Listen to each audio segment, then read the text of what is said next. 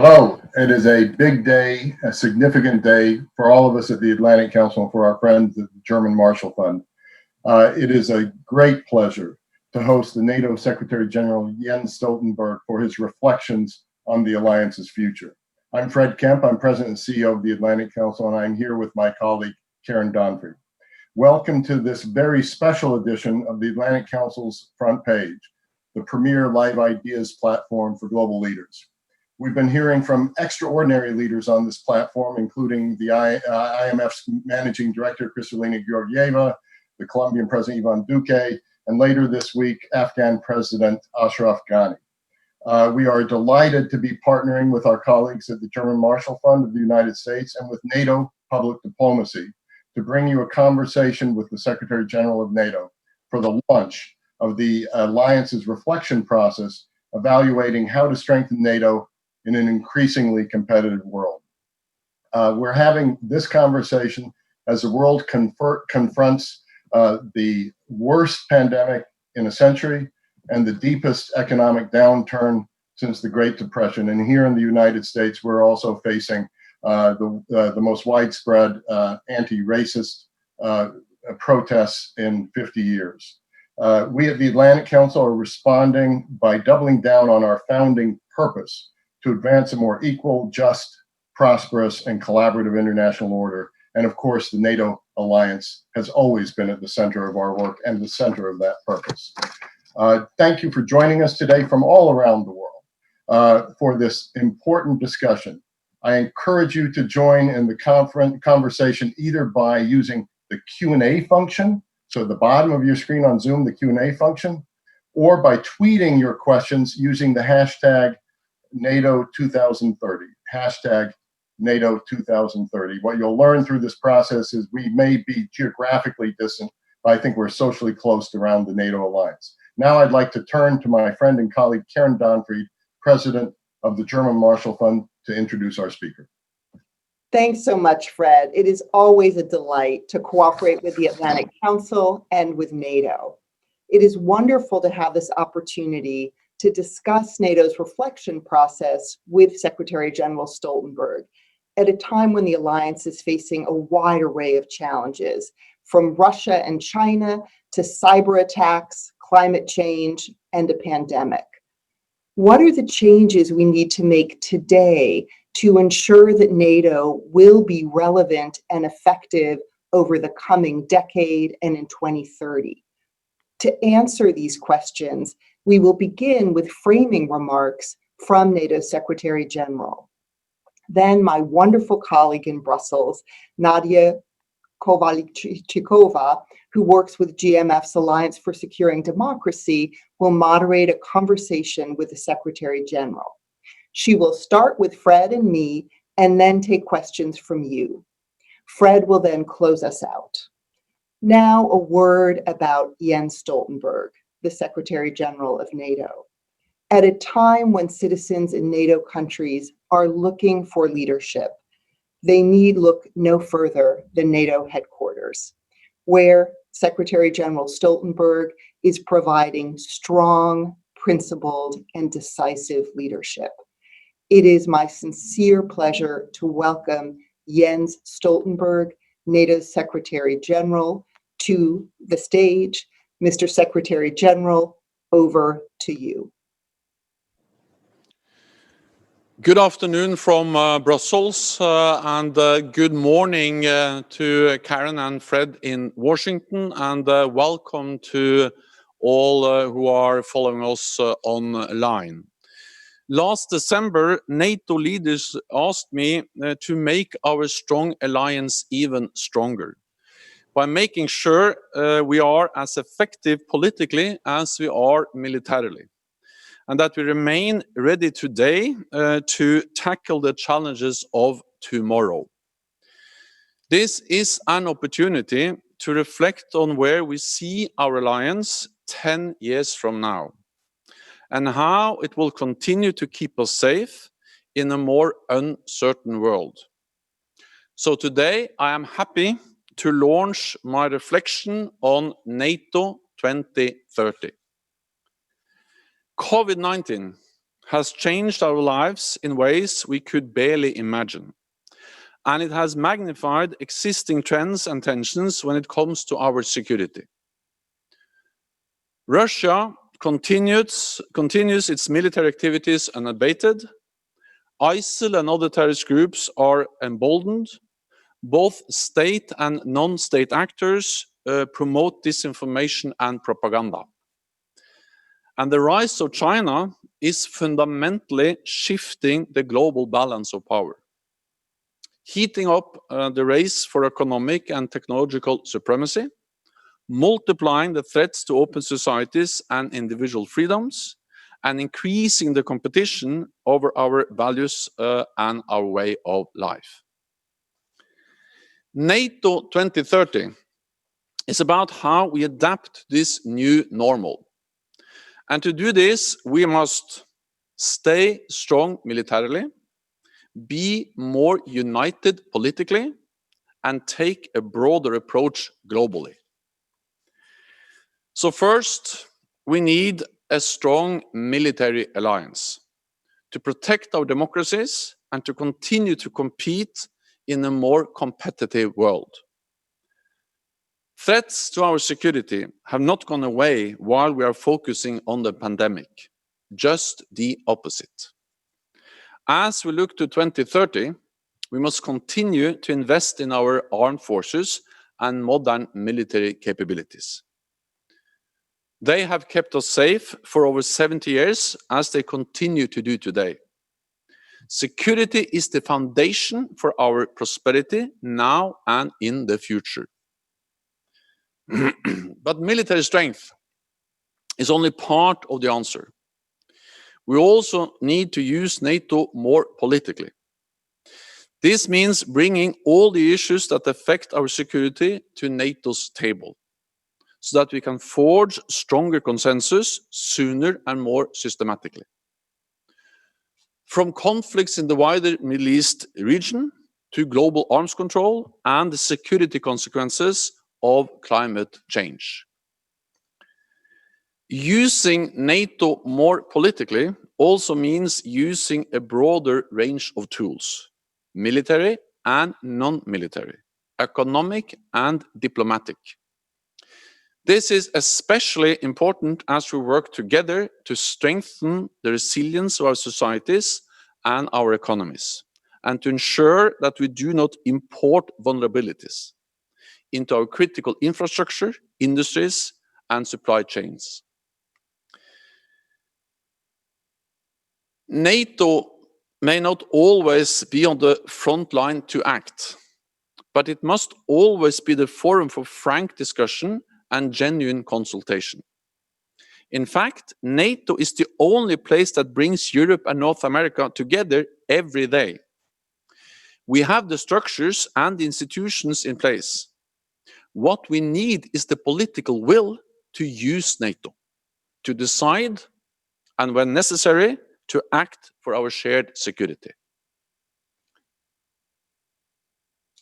Finally, in a world of greater global competition, where we see China coming closer to us from the Arctic to cyberspace, NATO needs a more global approach.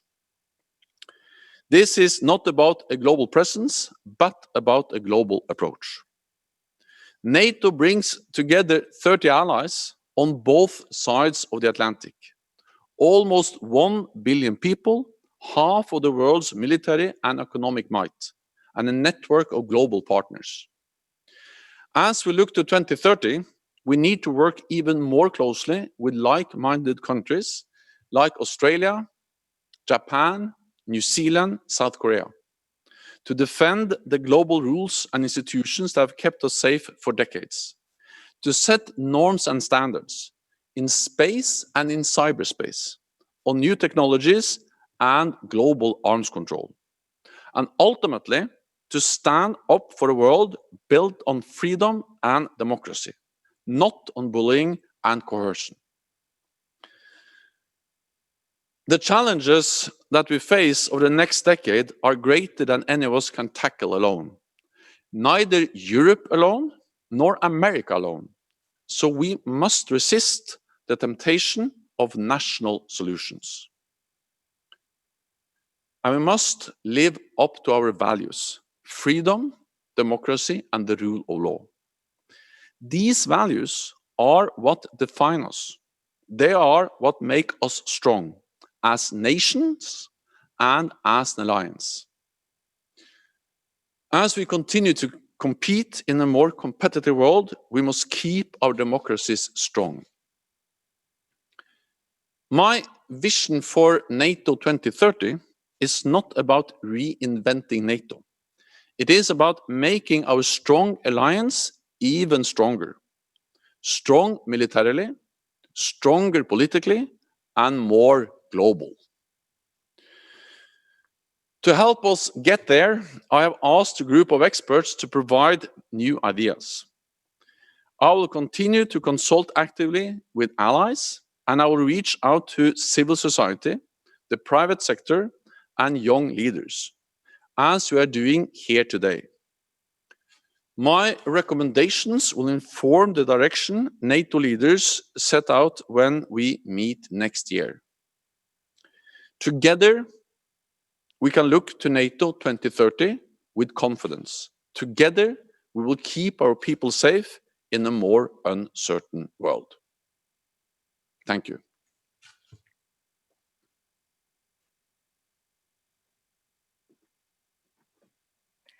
Thank you very much, Secretary General, for your insightful remarks and for sharing with us your vision and reflection for NATO 2030. It is my great pleasure to be leading the conversation with you today.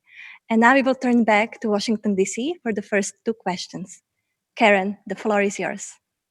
Thanks, Nadia. And Mr. Secretary General, what a terrific set of framing remarks. And you mentioned that your goal in this reflection process is not about reinventing NATO, but about making NATO stronger and more global. And I want to draw you out on what that means in terms of NATO's relationship with China. We've seen a stark deterioration, certainly in the US-China relationship. From where you sit in Brussels, does NATO see China as the new enemy? Thank you. No, NATO does not see China as the new enemy or an adversary. But what we see is that the rise of China is fundamentally changing the global balance of power. And the NATO leaders, heads of state and government, when they met in London in December, they, for the first time in NATO's history, agreed that NATO has to address the consequences, the security consequences of the rise of China.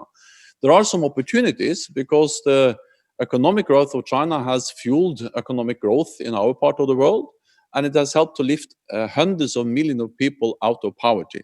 But at the same time, we see that the fact that China soon will have the biggest economy in the world, they will have, they already have the second largest defense budget. They are investing heavily in modern military capabilities, including missiles that can reach all NATO allied countries. They're coming closer to us in cyberspace. We see them in the Arctic, in Africa. We see them investing in our critical infrastructure. And they're working more and more together with Russia. All of this has a security consequence for NATO allies. And therefore, we need to be able to respond to that, to address that. And we need to do that by forging NATO as a stronger political alliance. We need to do that by working together with partners, not least in the Asia Pacific. including Australia, Japan, South Korea, New Zealand, which are very close and like-minded partners to NATO. So this was a message coming from the leaders last December, and now we are following up on that when we now address NATO 2030 and the reflection process. Very important points, and I would like to turn to the second question coming from DC. Fred, over to you. Thank you very much.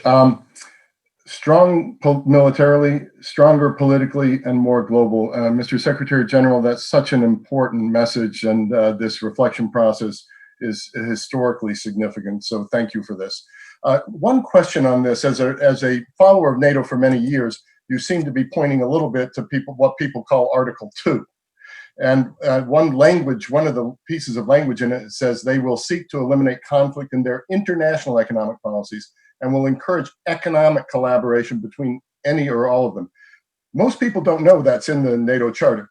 So my question running off of this is, how important is this? And you didn't explicitly mention the European Union in your vision for the future of NATO, but this new direction would suggest a closer collaboration with the European Union.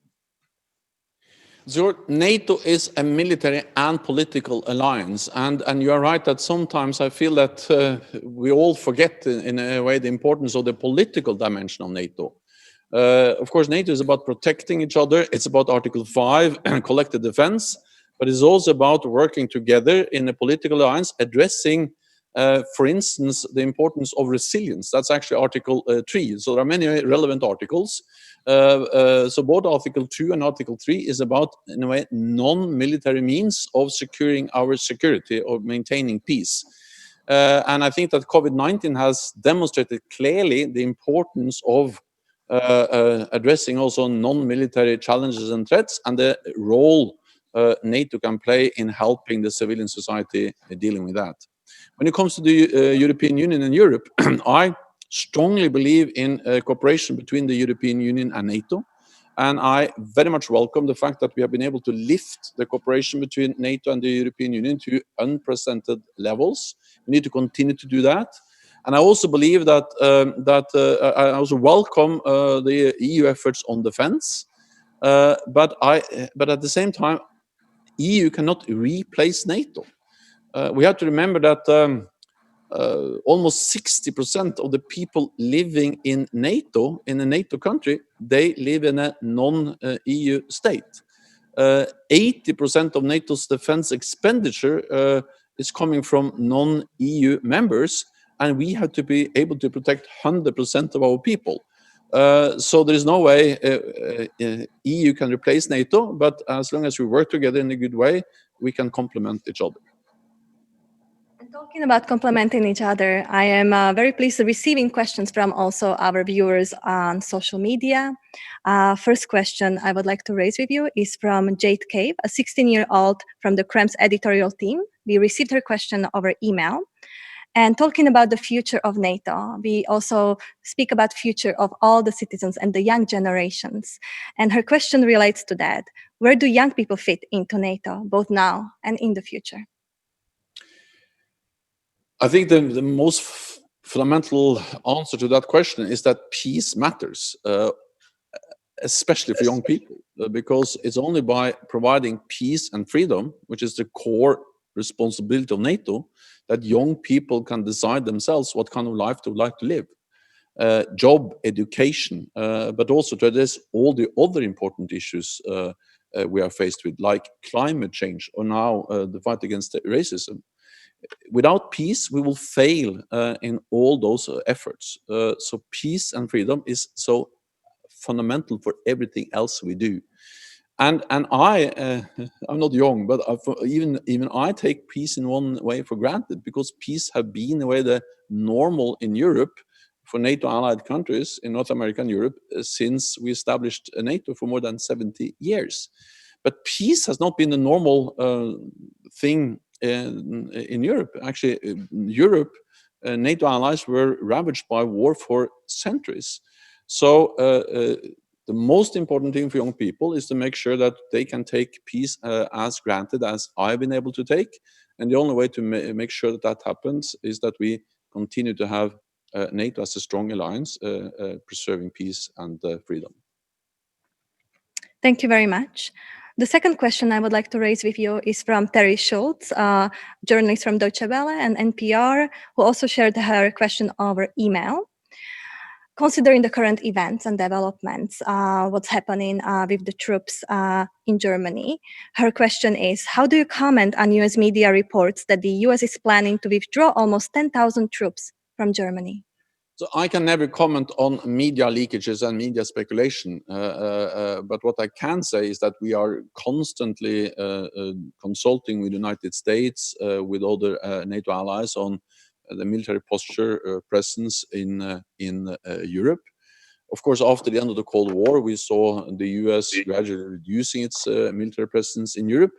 Over the last few years, we've actually seen an increase in the US presence in Europe again.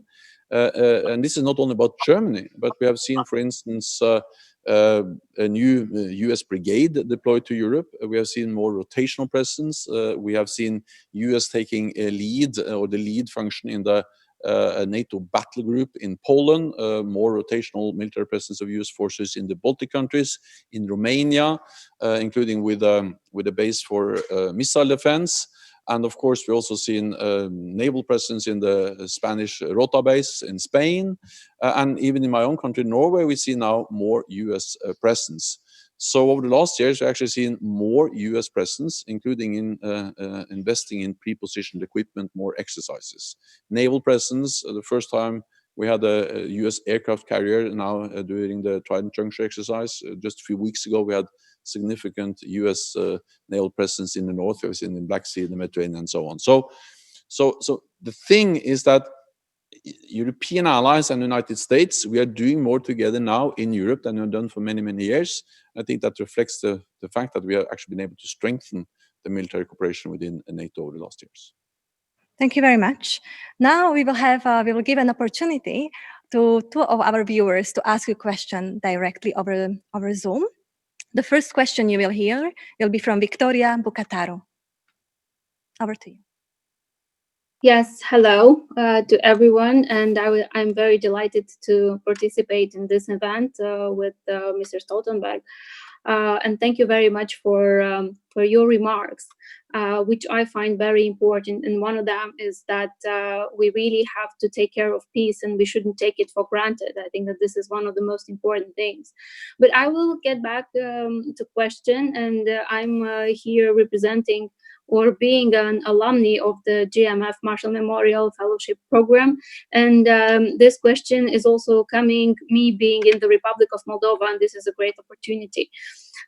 So first of all, we have to acknowledge that the spontaneous global crisis provoked by COVID-19 pandemics has enforced a trend which was gaining more and more ground, that is national versus collective. As a result, how do you see the security architecture developing in a way that it meets the individual and collective needs of the countries, both members of NATO, of the alliance, but also partners? And how do we keep in these circumstances our collective values alive, as they are still seen as one of the main premises for peace? Thank you. Well, I strongly believe that in uncertain times, we need strong multilateral institutions, and NATO is one of the biggest, most important international institutions we have established. We saw the NATO emerge out of the Second World War, and the whole institution was established to prevent war from ever again also affecting the people in NATO allied countries. And I strongly believe that if there's anything we could learn from the crisis and the decades that has passed since NATO was established, is that when we are faced with uncertainty, then we need strong international institutions. So I think this is the time to strengthen multilateral institutions, to strengthen multilateral cooperation, and including to strengthen NATO. And that's exactly why we have launched NATO 2030, the reflection process, to make sure that we change, that we adapt as the world is changing. And again, since we see that the global balance of power is shifting, we see the rise of China, and compared to China, Even the United States is not the biggest one. Soon China will have the biggest economy in the world. They are leading in investing in a lot of advanced technologies, including parts of artificial intelligence, quantum computing, and so on. Then it's even more important that we stand together, North America and Europe together, because we cannot manage this alone. We need to do this together. So my main message is that when things are difficult, then it's even more important that we stand together and that we do that North America and Europe together. Thank you. Thank you very much. And before we come back to social media questions, we have the second question over Zoom again from Rachel Alehus. Over to you, Rachel. Yes, hello, Secretary General, and thank you so much for your leadership in these very turbulent times. You already mentioned that NATO is increasingly expected to deal with non-military challenges like disinformation, cyber, energy, and climate, and that NATO doesn't necessarily hold all the tools. In addition to the partnerships that NATO has with other countries, for example, in the Asia Pacific, how can NATO update and possibly expand its partnerships network to make sure it has the right partners to tackle these challenges? So I'm thinking along the lines of private sector partners, other international organizations. How can it expand that network? Thank you.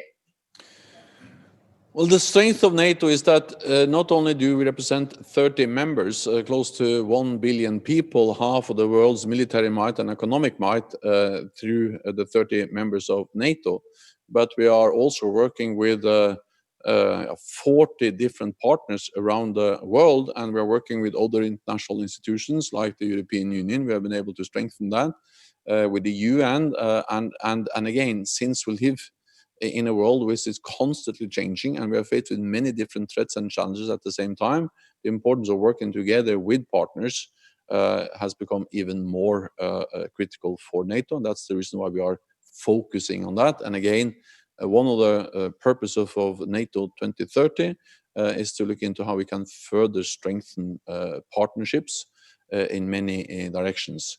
Addressing, not least, different non-military threats. We have seen, cyber, we have seen disinformation and propaganda, as you mentioned. And I strongly believe that the best answer to propaganda is not propaganda. I believe that the truth will prevail. And the facts, the truth is the best way to counter propaganda, disinformation. The aim, of course, of propaganda and disinformation campaigns, as we have seen, for instance, connected to COVID-19, is to undermine trust in our democratic institutions, is to divide allies and reduce our ability to work together. What I believe is that the best way to counter propaganda and disinformation that are to provide facts, the truth. And the best way to do that is to have a free and independent press. Journalists asking the difficult questions, checking their facts, checking their stories. That's the best way to make sure that propaganda and disinformation doesn't succeed. I'd like to follow up on this question of propaganda or disinformation during the crisis that we are all facing now, the global health crisis. Have you seen an increase of disinformation or propaganda that was targeting NATO or specifically trying to undermine NATO? Well, we have seen several examples where stories, propaganda, disinformation has been used to try to divide us, to undermine trust in NATO allied countries. We have seen both from Russia and China attempts to, in a way, blame NATO allies for the existence of the corona virus. And we have seen stories that we are not able to support and help each other. The reality is that actually NATO allies are helping each other a lot. All allies are affected, but not all allies in the same way at the same time. So we have seen Sakura, our supreme commander here in Europe, coordinating a lot of efforts of military. We have seen how military has been essential in transporting a lot of equipment, medical evacuation, so transporting patients, medical personnel, setting up field hospitals, thousands of beds, helping to control borders. So the military, supported by NATO, has been key in making sure that NATO allies are helping each other and also partners. So again, the reality is that we need facts, we need the truth That's the best way to counter disinformation also when it comes to COVID-19. And have a proactive communication of those facts. Absolutely, and therefore I try to do that. A lot of excellent people in NATO working with communications, messaging every day, and they do an excellent job. I know that in different capitals, NATO allies are doing what they can to proactively counter disinformation, which is dangerous because it can really undermine trust in our democratic institutions. But again, I strongly believe that the idea of free and open societies, freedom of expression, we need free and independent press. Those institutions are important because in the long run, that's the best way to make sure that people have reliable sources of information and that any attempt to spread disinformation, false stories are not successful. Very good. I would like to go back now to our questions on social media. We received a question over Twitter from Iqbal Yousafzai on Afghanistan. So NATO's perhaps longest and the most challenging mission has been in Afghanistan, has been transforming. On 1st of June, we welcomed the new NATO senior civilian representative in Afghanistan. So his question relates to that and is asking, how will the NATO 2030 process, the future of NATO, affect Afghanistan security and stability and perhaps wider Asia stability in the next decade? Of course, it's a bit too early for me to predict the exact outcome of the process NATO 2030 because we are now launching it, we are starting it.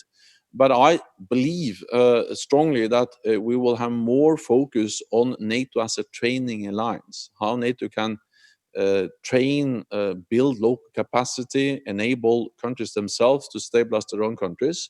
Because I think the lesson learned from Afghanistan, Iraq, and elsewhere is that, of course, NATO has to be able to intervene to deploy a large number of combat troops in big combat operations. But in the long run, the best weapon we have to fight terrorism and to stabilize countries is to enable countries to stabilize their own countries and to fight terrorism themselves. And that's exactly what we do in Afghanistan. We have been there for almost 20 years. But I think that what we have done over the last years has been to focus on enabling the Afghans to fight terrorism themselves, to stabilize their own country. And there are many problems, many reasons to be concerned about the situation in Afghanistan, but there is a huge achievement that we now have a strong Afghan security force, which is able to fight terrorism themselves. We welcome the agreement between the United States and Taliban, because that is the first very important step towards lasting peace in Afghanistan. And lasting peace in Afghanistan we can only have if there's inter-Afghan negotiations, the Afghan-owned, Afghan-led process. And we support that. And I believe that the best way we can do that is to continue to train and help the Afghan security forces so they can create peace and stability in their own country themselves. Thank you very much. And talking about the peace and stability in the future, where we are also facing new threats or advanced or new challenges we might not be even aware of coming from cyber or the use of technology in different ways. We have a question that came over email from Velizar Shalamano. And now, considering the fact we are 10 years since the adoption of the strategic concept, and we are looking into the next 10 years and hopefully beyond as well, his question, is it time for a new strategic concept of NATO to address cyber, space, and hybrid threats with the potential disruptive role of technology on the 2030 horizon? Do we need and should we have a new strategic concept? So first of all, again, I think it's a bit too early to say whether the process NATO 2030 will lead to a new strategic concept for NATO. For me, the most important thing is that we continue to change and adapt. One of the main reasons why NATO is the most successful alliance in history is that we have been able to change every time the world has changed. And we need to continue to change because the world continues to change. And the aim of NATO 2030 is to make sure that happens. And I think that we have seen that in the strategic concept NATO has today, we have identified three core tasks: collective defense, crisis management, including fighting terrorism, and cooperative security, also working with the partners all around the world. This strategic concept was agreed back in 2010. That was before Crimea, before ISIL, Iran, Iraq, Syria, and all the challenges we faced since then. the reality is that NATO has been able to implement the biggest adaptation of our alliance in decades, since the end of the Cold War, with high readiness forces, new battle groups in the eastern part of the alliance, with a new cyber command, declaring space as an operational domain, reforming our command structure, investing more in defense. So we have really undertaking huge changes of NATO with the same strategic concept. So for me, the most important thing is not whether we have a new strategic concept or not. The most important thing is that we are able to change NATO as the world is changing. And adapting to the crisis like we are also facing today, the global health crisis, and as you mentioned, there are a lot of non-military threats that we are already facing and probably will be facing also in the future. And that NATO has been adapting to this, to facing and countering these threats. And also the question from another viewer, Ursula Wojtaszczyk, over Twitter, came in the context of the coronavirus. And she's asking if civil emergency planning will continue to be prioritized or expanded in the NATO 2030, let's say in the next year's perspective. So we are already in the process of working more on resilience of our societies. We have something NATO we call the baseline requirements for civil resilience of our societies, and that includes the ability of any society or all our member states to deal with mass casualties. And we have seen the value of that during the corona pandemic, but we're also seeing that there are some lessons we all have to learn. We need to really look seriously into, for instance, do we have the systems in place to have the necessary equipment in right time at the right place at the right time? For instance, protective equipment. So we will now we are now looking into how to update these requirements. We are working on a plan in NATO, both to address a potential second wave of the coronavirus or the COVID-19 pandemic, and a more long-term plan to cope with pandemics more in general.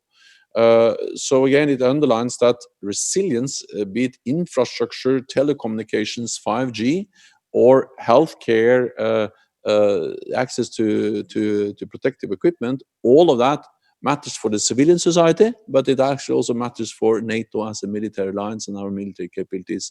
And we have to support and work together, as we actually have done during the COVID-19 crisis. We have seen significant military support to the civilian efforts coping with or dealing with the COVID-19 pandemic.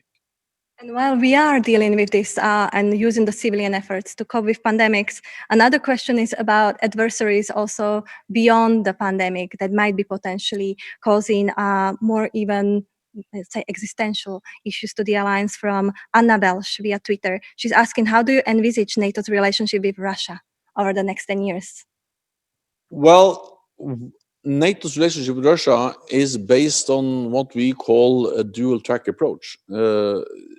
We have seen a more assertive Russia. We have seen a Russia being willing to use military force against neighbors in Georgia, in Ukraine, investing heavily in new modern capabilities, including new nuclear capabilities. They are deploying now a new missile called SSC-8, a missile which has can reach European cities, reduces the threshold for potential use of nuclear weapons in an armed conflict, and led to the demise of the INF Treaty, a treaty that banned all intermediate range weapons. And so they're heavily modernizing their nuclear arsenals and also adjusted their doctrines. So we have responded to this not by mirroring what Russia is doing, but by making sure that we have credible deterrence and defense, because that's the best way to prevent the conflict, is to remove any room for doubt, any room for miscalculation about NATO's readiness, willingness to protect all allies. And as long as we provide that deterrence, there will be no conflict, no attack. So that's one part, what we call deterrence and defense. And make sure that we continue to provide that. At the same time, Russia is our neighbor. Russia is there to stay. Russia will not go away. And we believe in dialogue with Russia. We will strive for a better relationship with Russia. We strongly believe in arms control. A new arms race will be dangerous and very costly. And therefore, we continue to work hard for arms control with Russia.